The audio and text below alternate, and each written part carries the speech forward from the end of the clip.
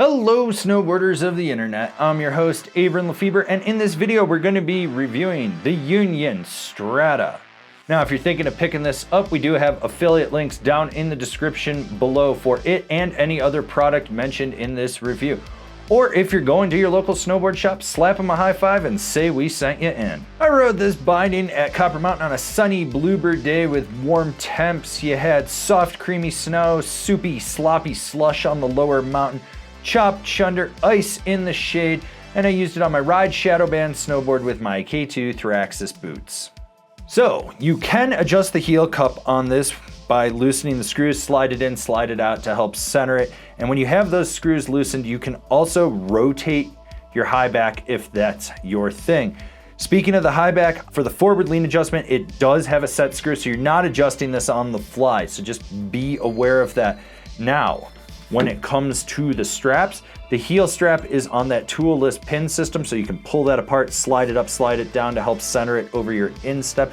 With the toe strap, it is on a twist tab, so you're gonna have to unscrew that to move it up or down to center it where you want on your boot.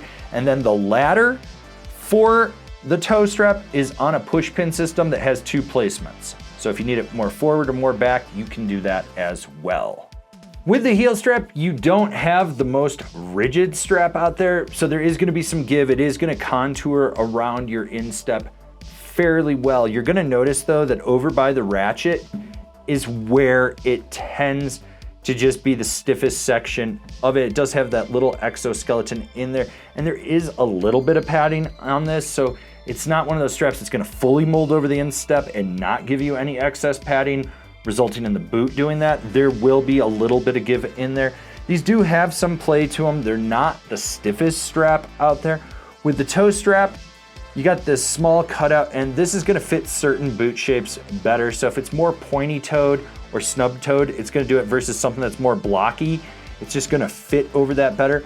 Overall, these held you down. They did the job, which is what you wanted them to do, but they have a lot of give to them. So this is more of a surfy feel to the strap when you're in the binding. They climbed well. The one finger quick release sticks up far enough that they're both equal on it.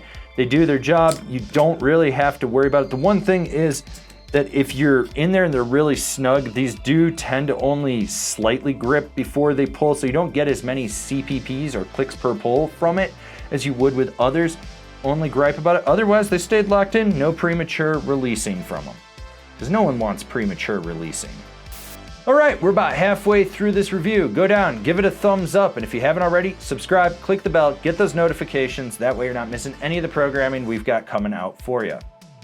It's a middle of the road flexing high back. It's not super soft, but it's also not super rigid. There is no excess padding on the inside, but you do get a little grip down where the forward lean adjustment is. And speaking of the forward lean adjustment, just to reiterate, it is on a screw, so you cannot adjust this on the fly. The pressure distribution due to the shape of the high back is a little bit different. Some of you will feel that depending on how your forward lean preference is. This is a softer than middle of the road binding. You're gonna be able to get a lot of lateral play with it, and even when you drive into your toe or heel, the response isn't as great as other bindings. You do have a smaller disc in there, and then you've got this huge gusset. Like, this footprint looks big, but the way it's designed is to allow it to naturally flex on top of the board. It's very playful.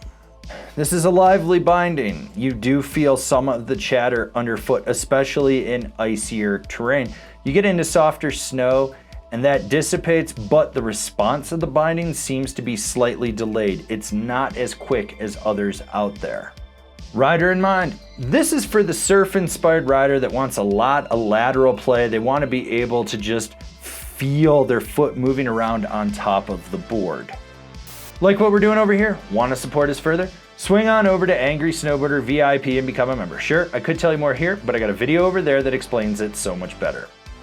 It's been a few years since I rode this binding and wanted to hop on it, see what the changes were like, and well, they're for the better from the first generation of this that I rode. You can feel it.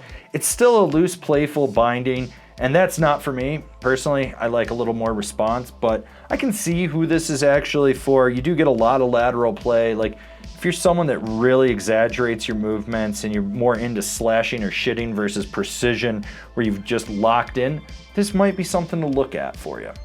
Comparable bindings: the Salomon District Team Pro, the Nitro One, the Jones Meteorite. Okay, so this has been my review of the Union Strata. If you're not feeling it, well, go watch another review. We have so many more. Don't think it just ends here.